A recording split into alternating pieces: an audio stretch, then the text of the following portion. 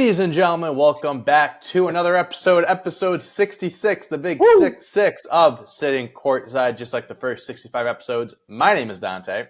And of course, it's your boy, Jerry, to the mother freaking D. How we doing?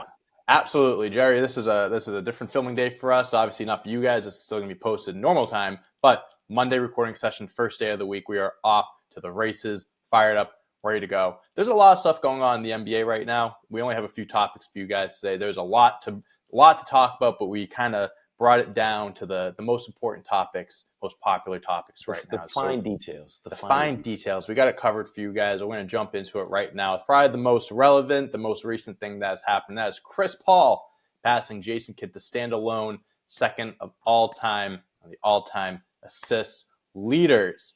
Yes, Chris Paul, one of the greatest point guards of all time, arguably one of the greatest of our generation. He's been around for a long time, Jerry. He's been ancient. He is an old man, but he is aging like fine wine at the same time because even at his old age, he is still breaking records, going up leaderboards, all that good stuff. John Stockton is at number one. Although I don't have the assist numbers pulled up in front of me, I have a feeling that he is a long ways away still and probably won't pass. About 3,000 away. I don't think Chris Paul, unless he plays until he's 50, will not be passing that number. But number two, not too shabby. Nothing wrong with that either. So a few things I want to ask you, Jerry, before, we can dive in and give Chris Paul his flowers, talk about how great he is. But I also want to get from you, where does Chris Paul rank all time on the point guard leaders? Because obviously you have, I mentioned John Stockton all time on assists and even steals. There's other high profile, big name point guards, in history as well. So I'd love to hear where you would put him amongst all those guys. And also just because we've seen Chris Paul has accomplished a lot in his career, right? But he hasn't won a championship, which is one of those things that people, that's like the outlier. It's like that's kind of like a make or break for some people. But if you exclude the championship part of it and you see what he's accomplished and also what he does for other players, I want to get your thoughts on who you think does it better. Because if we look back the last 20 years, Chris Paul has elevated many basketball players he has teamed with. So I want to get your thoughts there. But I just had to pull up the stats real quick, actually, too. Obviously, there's no MVPs for this guy either, which is also one of those things that could be a blemish on his resume to where people want to rank him all time at his respective position. Yeah, came close a few times. But look at the other people in the league at the time. He's had several top six finishes. Finished second actually in what year is this? This is 2008, which was obviously I think a LeBron-led MVP season that year, which is you can't beat it. There's Kobe Bryant, there's Tim Duncan, there's KG. CP's coming up in a time where when you're going up against those players, it's you really have to have you gotta stick out, and then you go season. Jump into the 2010s. LeBron's still relevant. Steph Curry, KD comes in. Carmelo Anthony's a big name too. There's other guys that he's just battling for that award, so it kind of sucks. But to answer the question outright, I do think CP's probably a top 5 guy. Despite John Stockton having the all-time assist record and all-time steals record, I mean that's dope. When you get to play with a Hall of Famer and Karl Malone for pretty much your entire career, it helps. It makes things a little easier. The stats are going to look pretty damn good when you get to be hooked to an all-time great. A guy that scored 30,000 plus points in his own. I was going to say, when you have a guy scoring 36,000 points, your assist numbers are going to stand out a little bit. I wish if I was a point guard, I wish I had a guy that was automatic from down low. For his whole career. His entire career too. A lot of guys don't get that. Jason Kidd didn't have that. Mark Jackson, all these guys that are sitting at the top of this assist list didn't have the chance to have that longevity and actually play with somebody that good for a majority of their career. So sorry, Utah Jazz fans or whoever would happen to have Stockton in their top 5. Anti-vaxxers. Yeah. Sorry, I had to. No, I think that's great. I'm glad you plugged that in. But he's definitely not going to be my top 5. I think if I had to give it no particular order, it'd be Magic, it'd be Steph, Isaiah Thomas would be in there. And then maybe I think after that 3 spot, it's open. You could throw CP in there. You could throw You could throw in Russell Westbrook I was saying potentially. You could you throw in can throw JT. in Oscar Robertson. People might make a fair argument for Jason Kidd, who you Yeah, just passed for assists. There's a handful of yeah. guys that you can put into that 4 or 5 spot. Just off the top of my head, without even looking at a major list, I'd have CP in that top 5, like at Mm-hmm. that 4 or 5 spot for sure. I think he's accomplished enough in his career, led the league in assists, have everything pulled up here 11, no, 12 different, no, I'm sorry, 5 different times. Still, that's a 12-time lot. All-Star, Yep. 11-time All-NBA. So, like, He's dude, got this the guy, He's got everything besides the actual hardware of an MVP yeah, in a finals like and trophy. trophy, NBA trophy. I think Chris Paul is literally the epitome of what I wanted my point guard to be, Mm-hmm. especially since we got into basketball. It's like my guy that is 6 foot that's going to be playing his position needs to be able to set the table for guys, needs to be able to raise the ceiling and the floor sometimes to certain players. And I think Chris Paul does that better than most. Like, I think Chris Paul is a better leader and a better ceiling raiser than Steph Curry and probably a Sure. lot of different point guards in NBA history. I think Chris Paul is right up there with the best of them in terms of doing that. So he's definitely a top 5 guy in my mind. Honestly, I'm happy that you said that because I feel like I've been in numerous debates on like top 5 lists for point guards and stuff, and I feel like I always fall back on Chris Paul being at that 5 spot for me. And a lot of people, again, I said it earlier, get hung up on the fact that, oh, he never won a championship. He never won an MVP. I hear you, but like, I don't think that should be something that keeps someone from being an Yeah. all-time It's conversation. not the Like, end all be all in criteria. It shouldn't be. is it something that it's on a resume and you might put him over someone else because, maybe they have that one over the other?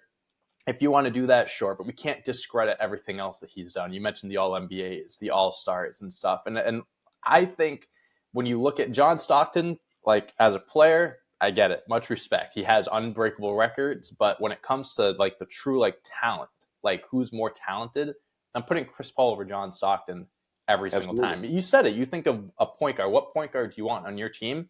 I think you think of floor general. I think of Magic Johnson. I think of Chris Paul. I think those are 2 of the best guards to be floor generals on the basketball court. Isaiah Thomas has a fair argument for it, and John Stockton, of course, he has the all-time assists. That's fair, but I consider Chris Paul one of the best because of his ability to do all these amazing things on the floor, set his teammates up, but also elevate them that we mentioned earlier.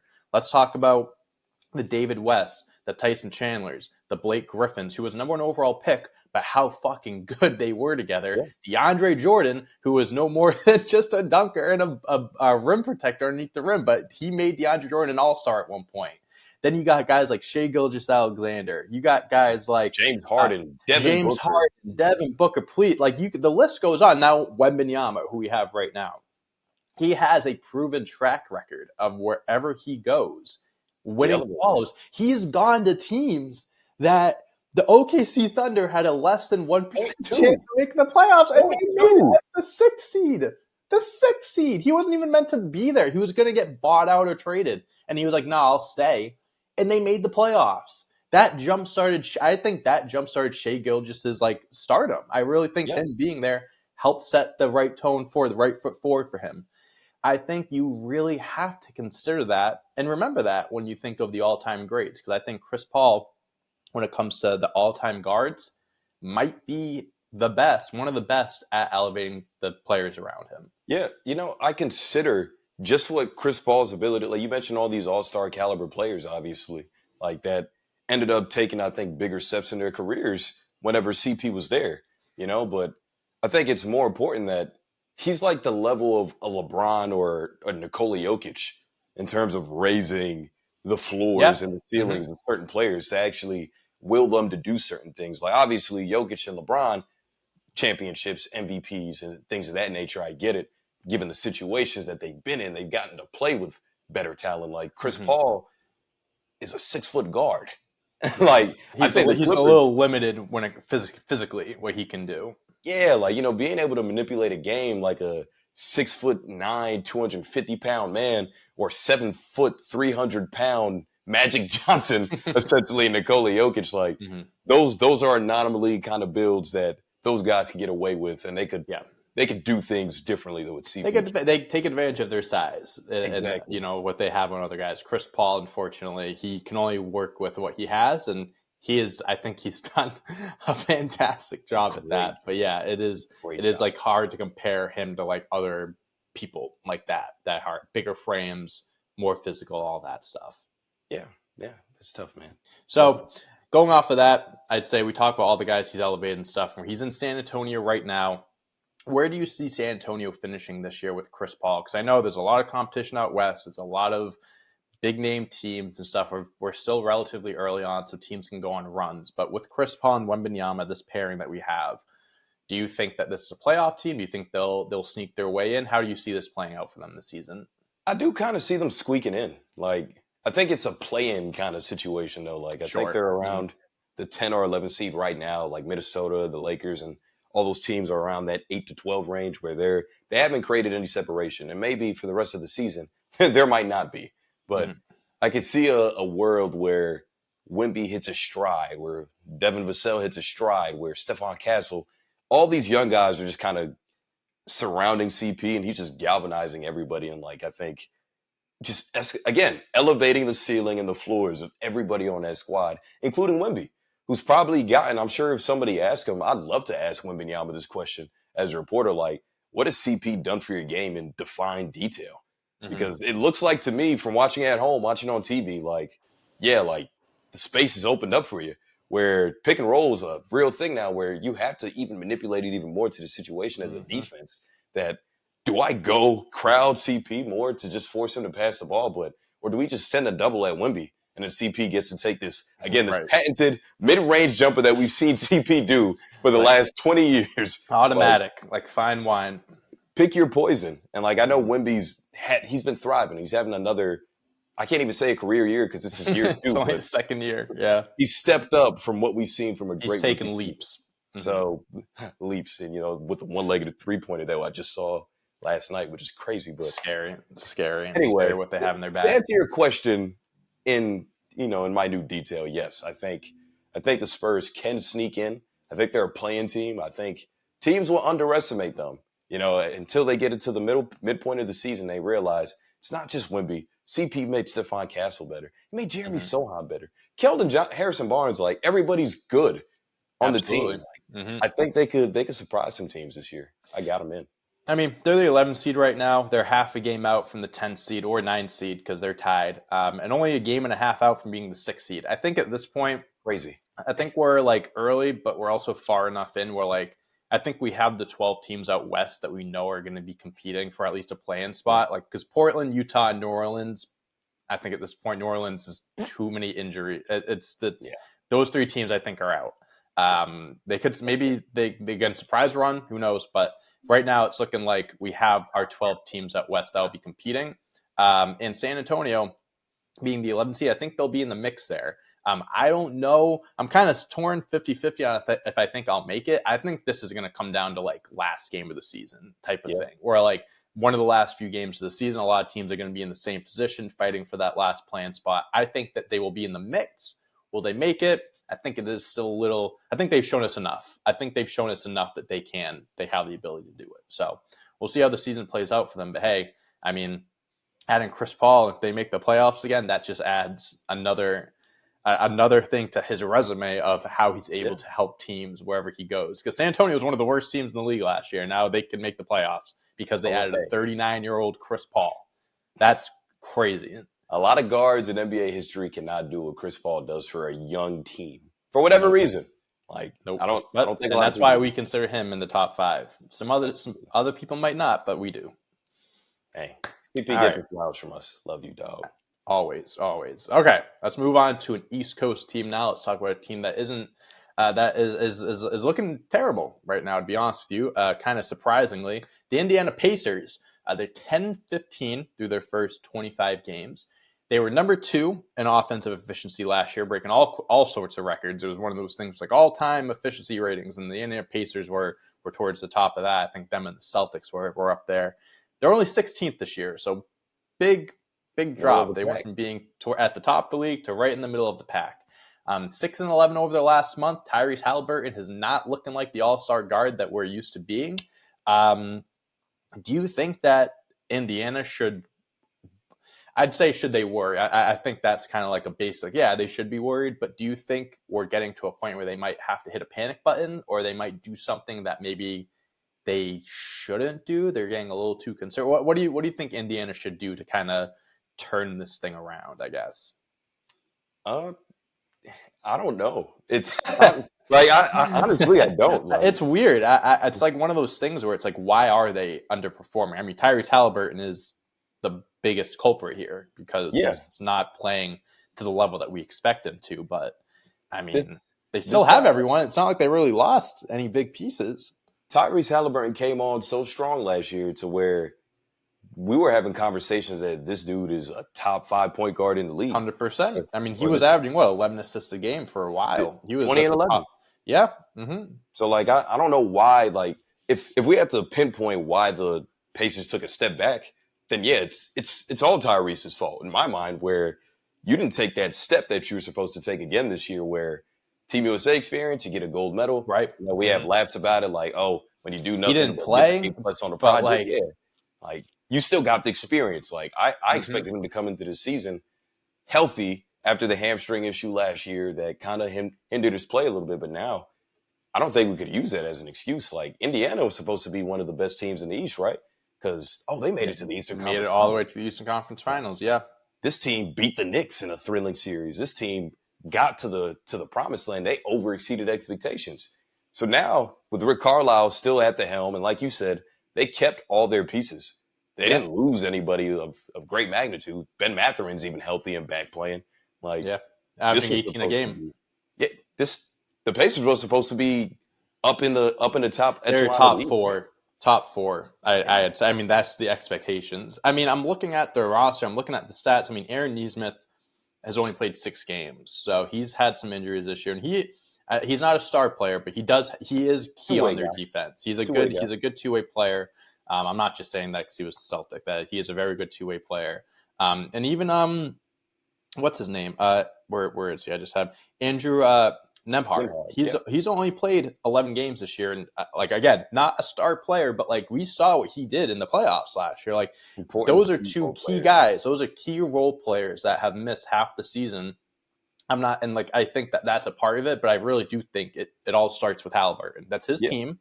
They got him Pascal, who's averaging 20 a game. He's doing his thing, 27, re-signed. And Halliburton's like, he's shooting 33% from 3. And I know he's got the ugliest jump shot in the NBA, but like he can still shoot. He was still shooting that thing last year. He was shooting, 37%. These are his 3-point percentages in his career. 41, 41, 42, 40, 36, 33. I don't understand. It's just been dipping. And honestly, his field goal is only shooting 42% from the field, which is a career low by a few points, a few percentage points. So it really does. I feel like it's such a basic, simple answer to be like, oh, it's just because of him. But like when you're head of the helm, you're supposed to be the person that keeps everything together, and you're not performing the way you are. It's going to crumble. It's not going to work. And that's kind of what we're seeing here. So to turn things around, he's got to pick it up. I really think that's all it comes down to. Yeah, I mean, hey man, we hold all-star players to the highest regard, right? We should. Yeah, he's an all-star player. He is an all-star player.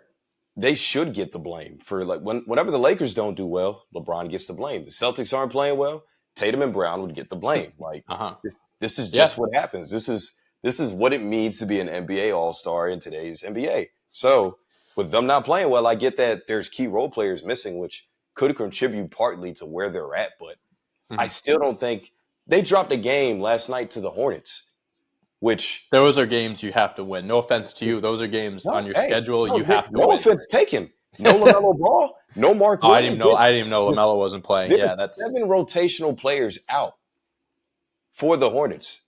And you've dropped that game to Vasilij Micic, Brandon Miller, who's on like 11 straight good tear. games. Yeah, he's on a heater, but there's still down Trey Man, LaMelo, Miles, Mark. There's key players that are out. That's a gimme game. I cover the team. And even I know that's a gimme game on anybody's schedule right now. Right. It comes to play in Charlotte or gets to play them at their home court. Indiana dropping that game is a damn shame. Like That's It is. crazy. That's one of those, like, you're losing games or whatever, then you lose again. No, no offense, but you lose to a team like that, missing guys, and it's like that's the gut punch. That should be the wake up call of like, okay, guys, like these aren't games that we should be losing. And Tyrese Halliburton, going back to him, it's his 6th year in the league. He's 24. He's young. He's very young. Yeah. But he's not a kid in the NBA anymore. 6 years in the league, you can say that he's a borderline vet. Yeah, he's there. So he knows what it takes. He led his team to the Eastern Conference Finals last year. He knows whoever they played against in the playoffs, he knows what it takes to get past those rounds, make it there. He knows what it takes to win games. We're just not seeing it from him this year. I don't know if it's. I saw some pictures of him taking a group picture with a bunch of white girls in a hotel room. That people are saying that could have been an issue. Maybe he's playing too many. Call of Duty has been great this year, and I know there's a lot of gamers in the NBA. Maybe he's been spending a lot of time on that. I don't know, but whatever it is that's holding Halliburton back needs to figure it out, because this isn't the Tyrese Halliburton that we're used to seeing. I know we talked about top 5 point guards all the time, but if we're talking top 5 active guys, Tyrese has officially not fell, but hit rock bottom. I don't even know if he's top 10. I don't know if he's top 10 anymore. Like there's a lot of guys I take over Tyrese right now, including one LaMelo Ball. Like I think that's an easy one. To put ahead of him at this point. Yeah, it's unfortunate, but it is one of those things. Again, it's like we're 25 games in, so it's like we have a good sample size, but we're still early. Things can still turn around, but we are clock's ticking.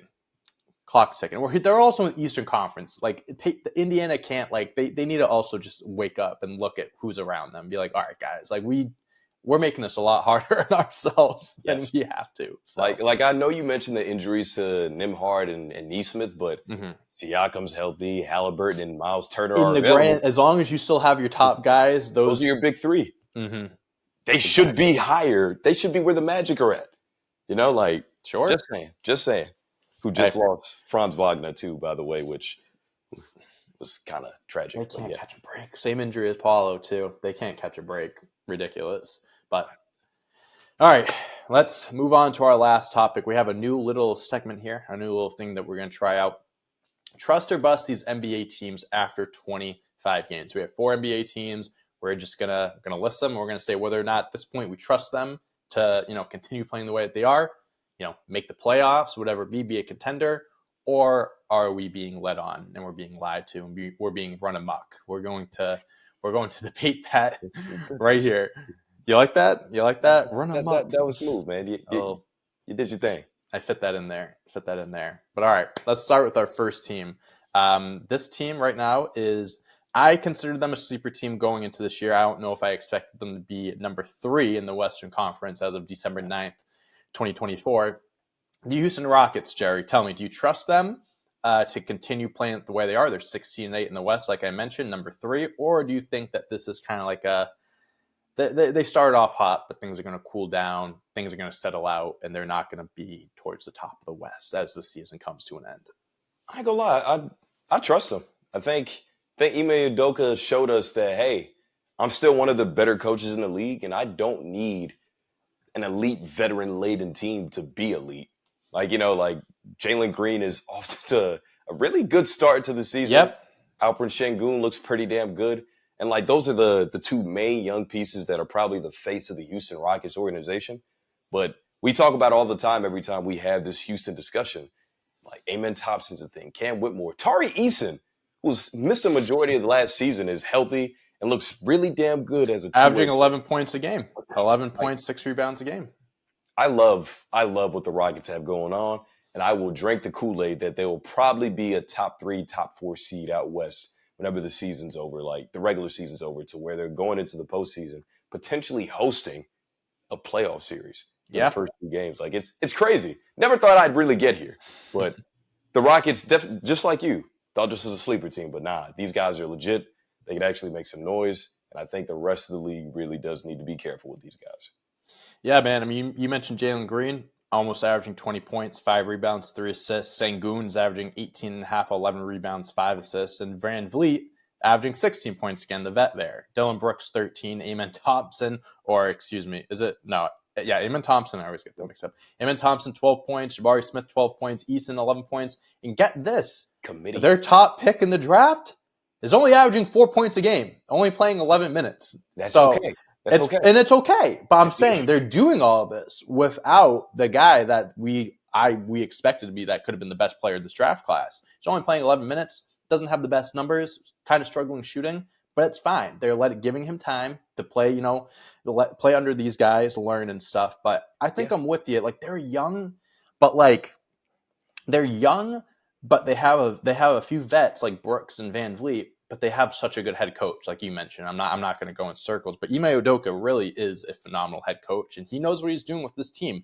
I think this is another instance of I think that they're going to be in the top 6 threshold where they finish out because 2, 3, and 4 is decided by half a game right now. So they could lose tonight and then be the 5th seed. You know what I mean? So it's going to be fluctuating, but I do believe in them being a top 6 seed at the very least. And I do think that there is a good chance that they host a playoff matchup. So I think we're both on the same page there as far as trusting Houston. The next team we have, another team out west that is not in the top 6 right now, but they are half a game back of the 6th seed, the Denver Nuggets. What are your thoughts there, Jerry? I kind of go back and forth with this. I trust Nikola Jokic to go out and put on a show. I'm not asking you if you trust Jokic. I'm asking if you trust the Nuggets. I know, and that's. Can I answer for you? You sure can. No. No, they're busts, Jerry. Feels like Nikola Jokic is the MVP. If he keeps going this way, he's going to win MVP. It's going to happen. But just they're too inconsistent. They're too inconsistent right now. You have games where Russell Westbrook shows up and he plays phenomenal and they look great. Jamal Murray isn't the most consistent player in the world. We've talked about them numerous times. I'm sure you guys can go back and watch other episodes or videos that we put out, but this team just isn't nearly as good as they were last year when they won the championship 2 years ago, whatever the fuck it was. It's just they've lost too much. They've lost too many key pieces over the years. They haven't done a good job at replacing them. And Nikola Jokic is out there fending for himself, and he is doing the fucking best that he can, but that team is not built and not sustainable for the playoffs. So I'm saying that they're a bust. Unfortunately, I kind of got to agree with you, man. It feels like Nikola Jokic is doing his best 2018 LeBron impersonation right now, to where it was great numbers, but except 2018 LeBron had the Cavs as a top seed, but it's the Eastern Conference. Yeah, it's obviously a little different. Right. There's a difference here with Jokic being out west. It's kind of hard to will a team out west where there's so many good teams that are ahead of them and even probably better teams behind them too. So the Nuggets would be the 4th seed. 5th, 4th seed in the East right now. You're probably right. You know what I mean? I wouldn't put that past him, but as great as Jokic is, I have to agree with you. This is a busty situation here. Right. Much respect for Jokic averaging 32 points, 14 rebounds, 10 assists. God.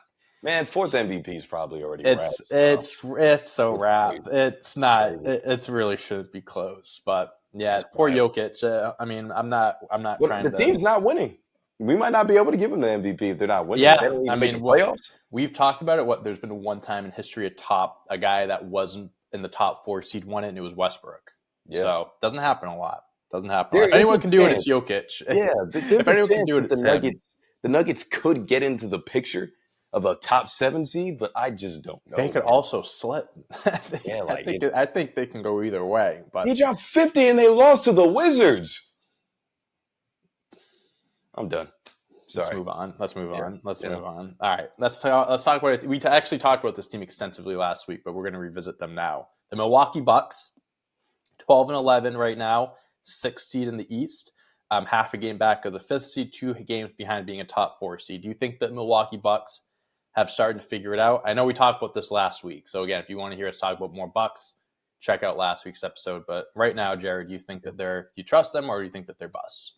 I actually trust them. I think they're hitting a nice stride at this, a little over a quarter of a season mark at 25-ish games or so, where I think Giannis and Dame are, after another season of playing with each other, starting to understand each other even more.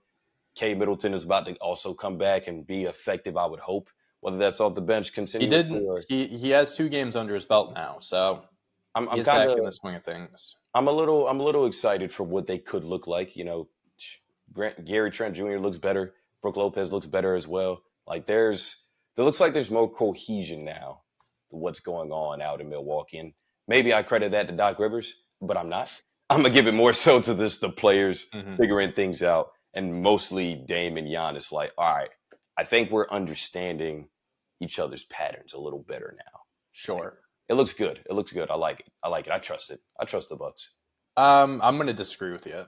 I think they're busts. I think I can trust Giannis and Lillard. Giannis is averaging 32.5 points, 12 rebounds, 6 assists. That motherfucker is balling right now. Damian Lillard averaging almost 26 and 7.5 assists. He's having a really good year. It's just when Bobby Portis is the next guy up, and you have guys like you're talking, Brook Lopez looking better, Chris Middleton's back. I still don't think those are guys that are going to be difference makers when the time comes, when the time matters.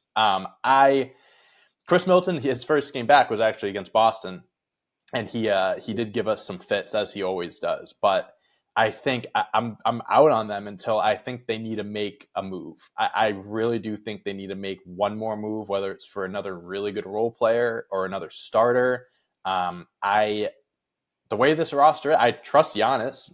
Of course, he's a Finals MVP. I think I can trust Lillard, but like everyone else, I don't know. And also, you said give credit to the players for this run. I get that, but as long as Doc Rivers is also the head coach, like I just don't trust him. I'm not trying to be like, oh, I'm That's not fair. saying that. I'm saying this because it's the coach. Like, no, I'm not. That's not the reason why I'm saying this. But there is some weight that he carries there that makes me That's think fair. that they're not going to make it that far.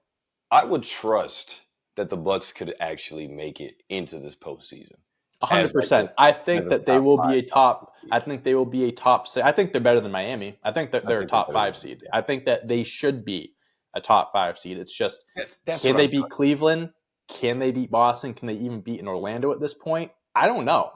I A don't know. healthy Orlando? I don't know. I I don't don't know. know. Listen, again, I'm not trusting that kind of thing. I'm trusting for Sure. them to figure out the rest of the regular season, how to Mhm. maintain their status as a top 5, top 6 team out in the Eastern Conference. Now, who they Sure. match up with in the postseason, I'm not trusting any of that because I don't know where the hell they're going to land. But I will trust them to get into the postseason, win the games that they should win to be a top 5, top 6 seed.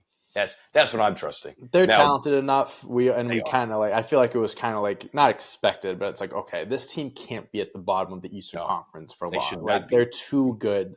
It's not like the Sixers. Like Embiid's hurt, Maxey was hurt, George is hurt. Like they have injuries, right? It's like here, it's like Giannis is playing. As long as Giannis is playing, they should be a competitive team. So I do think that are in the process of figuring it out, and that they will be help. They will be staying afloat.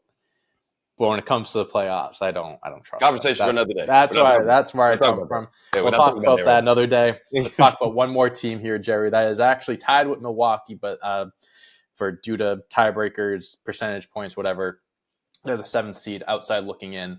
The Atlanta Hawks, 13-12 right now. This is a team that, some people may have thought was going to start off terrible and then ship off Trae Young because, they had the number 1 pick.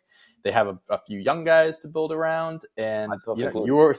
I think both of us should hold our hands to that one because I think just the direction they were going down, it just seemed like they were going for a rebuild or at least a reset and then, build around these young guys. But they're doing well so far. They're in contention for a play-in game. Trae Young is averaging 21 and 12. He's had multiple 20-assist games so far this season. What a guy. They look okay. So what do you think of Atlanta? I think same thing. I think I'm gonna trust them to again potentially make the postseason. It's out east. You mentioned how the Yeah. Bucks look around themselves and like, wow, we shouldn't be at the bottom here. I think the Hawks have showed that hey, we're better than a lot of these like bottom feeder teams. Like you would take them over Indiana, you would take them over Mm-hmm. Charlotte, you would take them over like a Detroit or whatever teams are kind of sitting beneath them right now. There's not a ton of competition for you to not be a top 16. Like Right. I think we look at I would take them over Miami too, but I think we I, look I at was I was gonna say when it yeah, got to me, I think I'd take him over yeah. Miami right now. We look at Cleveland, Boston. New York, Orlando as the 4 teams that are probably locks. And then the Bucks and the Hawks are probably like 5 and 6 or something. Outside looking in, they could potentially sneak in, but yeah. Mm-hmm. Yeah, like I think Atlanta's done enough. Jalen Johnson has taken a huge leap to where honestly I'm catching myself on League Pass wanting to watch hot games just for what this dude might do. And he's DeAndre doing it on Hunter's both even ends of the floor. averaging over 19 points a game too. He's hooping. Dyson Daniels too has been the great barrier thief, whatever. I think I don't know what his nickname is. He's from Australia. The Great Barrier Reef, Barrier Reef kind of thing. Like, hey man, two-way player. This dude's came on strong. Like DeJounte Murray was clearly not in Atlanta. Like the mix with him and Trey, never liked it. So they won the trade by getting Dyson Daniels. He's averaging over 3 steals a game. They got the leading assist guy and the leading steals guy, and they're just a good little cohesive team. I trust Atlanta. I think they can make the postseason this year. I like it. I trust them to make the postseason as well because I think it's just a nice collective of players led by the one star who is a shorter guard, but he is one of the best, if not the best playmaker in the NBA and can still score like no one else. Yep. His points aren't as high as they used to be, but again, Jalen Johnson, 19.8 points a game. DeAndre Hunter, 19.3 points a game. Dyson Daniels, almost 14 points to go along with 3 steals. Bogdanovich, 12. The first overall pick. I'm not going to pronounce his name. Zachary Richardson. Yes, there you go. 12 points a game. Okongwu, 11 points a game. Capella, 10 points. They have a lot of guys. They have 8 guys scoring over 10 points a game. That's really good. So it's just they're clicking. They fit. Sometimes you don't need to have multiple star players, all-star players to make something work. It's like these guys gel together. That's Trae Young is the centerpiece. He's the glue keeping it together, and they're looking all right. Like I said, I think they're better than Miami right now. I mean, they're the 7th seed right now, but I look at them as a top 6 seed. I don't look at them as a play-in team.